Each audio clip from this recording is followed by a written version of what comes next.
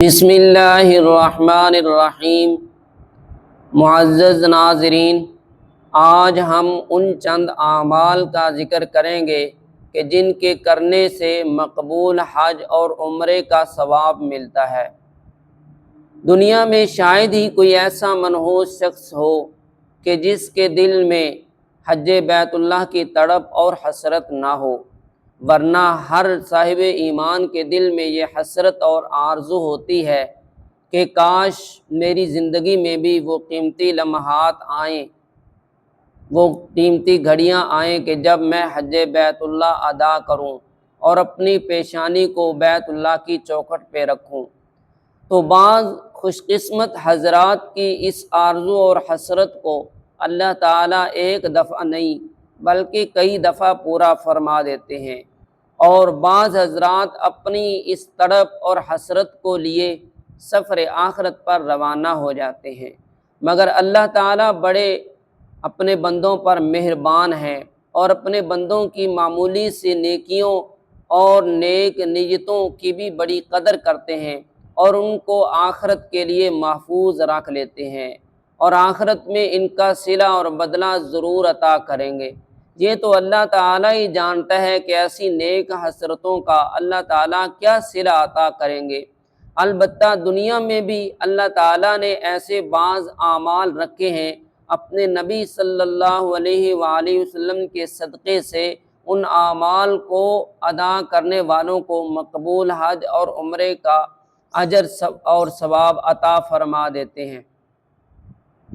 اور وہ اعمال پھر کسی خاص طبقے کے لیے بھی نہیں ہیں، یہ نہیں کہ مردوں کے لیے ہیں، عورتوں کے لیے نہیں، بڑوں کے لیے ہیں، چھوٹوں کے لیے نہیں، امیروں کے لیے ہیں، غریب کے لیے نہیں، بلکہ جو بھی ان اعمال میں سے کسی ایک عمل کو کر لے گا، خواہ مرد ہو یا عورت، بڑا ہو یا چھوٹا، امیر ہو یا غریب، جو بھی کرے گا تو اللہ تعالیٰ اس کے نامہ اعمال میں مقبول حج اور عمرے کا ثواب لکھ دیں گے۔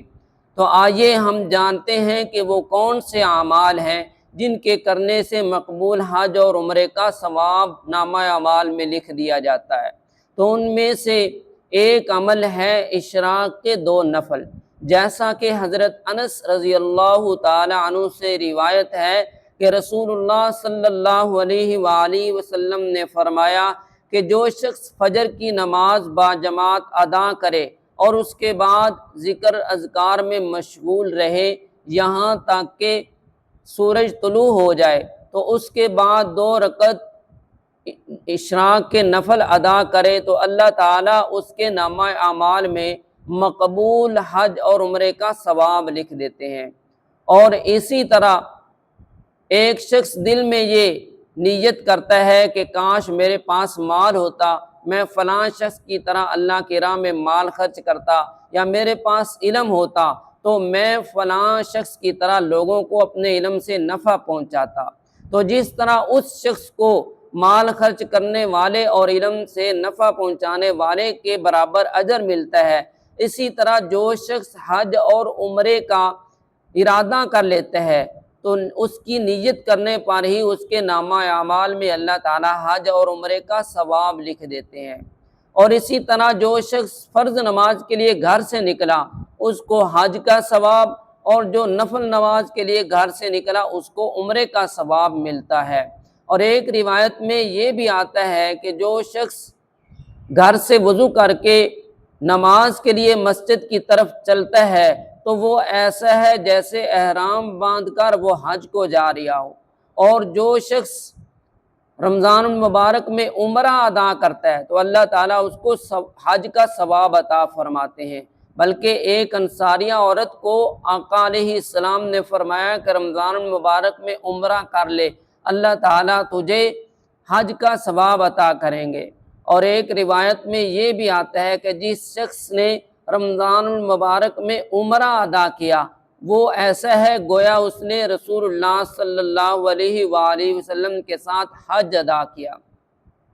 اور ایک روایت میں یہ بھی آتا ہے کہ جو شخص اپنے والدین کو محبت بھری نگاہوں سے دیکھے تو اللہ تعالیٰ اس کے نامہ اعمال میں مقبول حج اور عمرے کا ثواب لکھ دیتے ہیں۔ اور جو شخص حج کے لیے روانہ ہو اور دوسرا شخص اس کے سامان سفر کی اس کو تیاری کروائے یا اس کے جانے کے بعد اس کے گھر والوں کی دیکھ بھال کرے تو اللہ تعالی حج کرنے والے کے برابر اسے بھی ثواب عطا فرماتے ہیں۔ تو اللہ تعالی ہمیں حج بیت اللہ کی سعادت نصیب فرمائے اور روضہ رسول صلی اللہ علیہ وآلہ وسلم کی باادب حاضری نصیب فرمائے۔